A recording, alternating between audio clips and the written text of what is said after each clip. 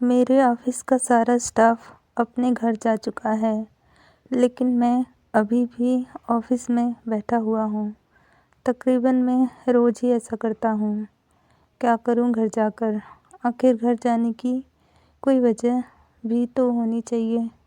वैसे मेरी पत्नी सुषमा और बेटा मोनू बहुत अच्छे हैं, लेकिन मेरा बुझा हुआ मन अब किसी भी बात में कोई खुशी महसूस नहीं करता। मुझे तो ऐसा लगता है कि शायद अब पूरी उम्र मेरी यह बेरुखी ख़त्म नहीं होगी। मेरा जीवन उस काली अंधकार भरी रात की तरह हो गया है जिसकी शायद ही कभी सुबह होगी। अब मेरे लिए तो सारे मौसम एक समान हैं।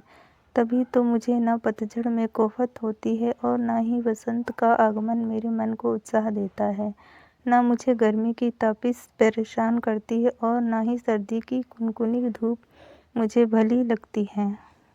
क्या कहा तुमने? तुम्हें पब्लिक स्कूल में जाना है? सरकारी स्कूल में जाने से तुम्हारी इज्जत में कमी आती है। मेरे पास पैसों का पेड़ नहीं लगा हुआ है जो तुम्हें महंगे स्कूल में पढ़ने भेज दूँ। और फिर पढ़ाई तो सभी स्कूल में एक जैसी होती है।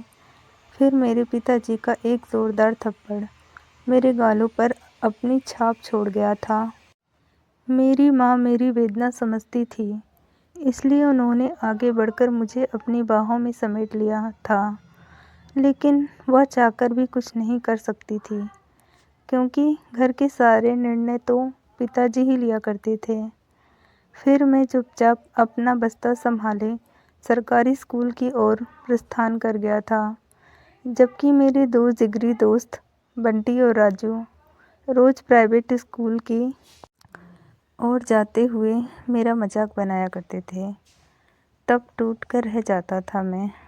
बार बार मैं यही सोचता था कि अच्छा खासा व्यवसाय है पिताजी का और उस पर ढेर सारी पुश्तैनी ज़मीन, लेकिन फिर भी इतनी कंजूसी, जबकि बंटी और राजू दोनों के पिताजी प्राइवेट कंपनियों में जॉब करते थे।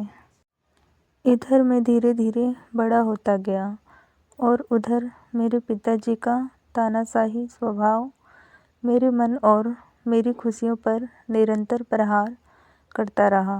मेरे अंतर्मुखी स्वभाव के कारण मैं लोगों से कम ही घुल मिल पाता था। स्कूल ख़त्म होने के बाद अच्छे कॉलेज में तो मेरा एडमिशन हो गया, लेकिन मैं चाहकर भी लड़कियों से दोस्ती नहीं कर पाया, क्योंकि मेरी ढीली ड्रेसिंग सेंस और उस पर तेल से भरे हुए बाल। आखिर पर्सनैलिटी नाम की भी तो कोई चीज़ होती है। मेरी उम्र के सारे लड़के अपनी अपनी गर्लफ्रेंड के साथ कैंटीन में बैठकर गर्मा गर्म कॉफ़ी का मज़ा लेते, लेकिन मैं चाहकर भी ऐसा नहीं कर पाया, क्योंकि कोई भी लड़की मुझे घास जो नहीं डालती थी।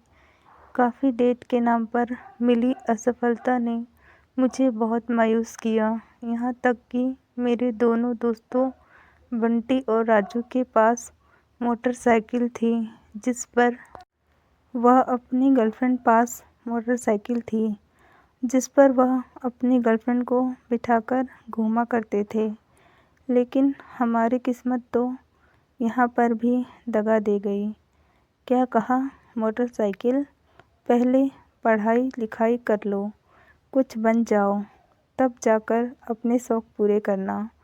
लोकल बस का पूरे महीने का पास बनता है, जो किफ़ायती भी है, इसलिए शहज़ादे मोटरसाइकिल की सवारी से बेहतर है कि लोकल बस से सफ़र किया जाए। इससे एक और पैसे भी बचेंगे और धुएं का प्रदूषण भी नहीं होगा। पिताजी की इन बातों ने मेरे भीतर उठ रही इश्क की ज्वाला पर पानी फेर दिया था। तभी अचानक मेरी सोच पर विराम लगा, क्योंकि मेरा चपरासी मेरे सामने चाय और बिस्किट्स रखकर चला गया था। इधर मैं चाय पीता गया तो उधर बीती बातें फिर से मेरे मन के दरवाजे पर दस्तक देने लगी थी।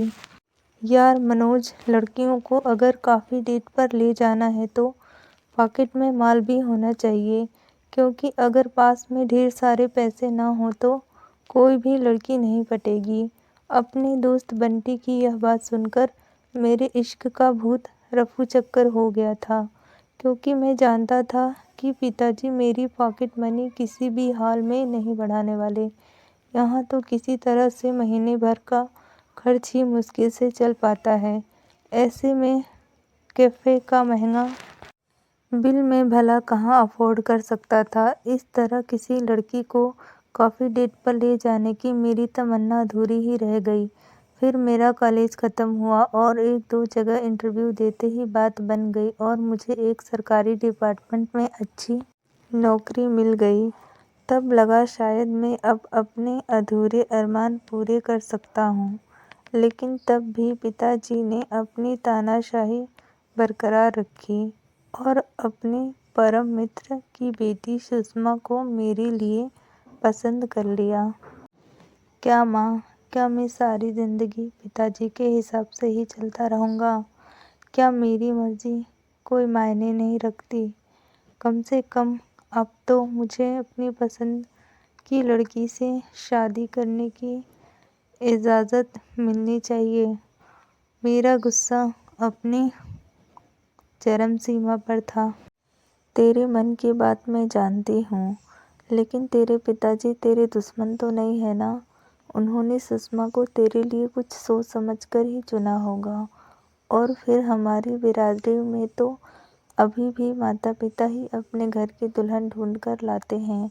माँ की इन बातों ने मेरे जख्मों पर मरहम अवश्य लगाया था, लेकिन मेरे मन में अब कुछ भी नहीं बचा था।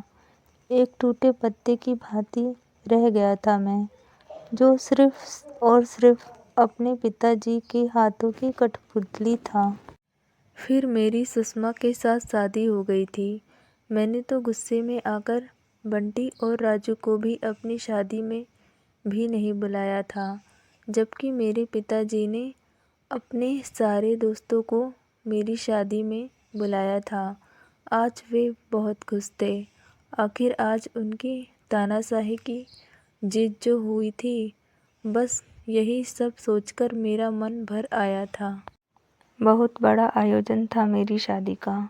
स्टेज पर सब लोग मुझे ढेर सारे उपहार दे रहे थे, लेकिन मैं मन ही मन उबल रहा था, क्योंकि मेरी शादी मेरी मर्जी के खिलाफ जो हो रही थी।